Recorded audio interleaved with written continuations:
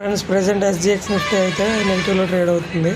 Negative అంటే మరీ అంత నెగిటివ్ ఏం కాదు, స్లైట్ నెగిటివ్ 17 పాయింట్స్ నెగిటివ్లో అయితే ట్రేడ్ అవుతుంది. అండ్ డౌ జోన్స్ చూసుకున్నట్లయితే 101 పాయింట్స్ నెగిటివ్లో అయితే ట్రేడ్ అవుతుంది. బట్ ఇది కింద నుంచి చూసుకున్నట్లయితే ఆల్మోస్ట్ కొంచెం రికవర్ అయ్యిందనే చెప్పుకోవాలి. బట్ మళ్ళీ కరెక్ట్ అవుతుంది స్లైట్గా. ట్రంప్ వల్ల కొంచెం మార్కెట్ అయితే వాలటైల్గా మూవ్ అవ్వడం అయితే జరుగుతుంది.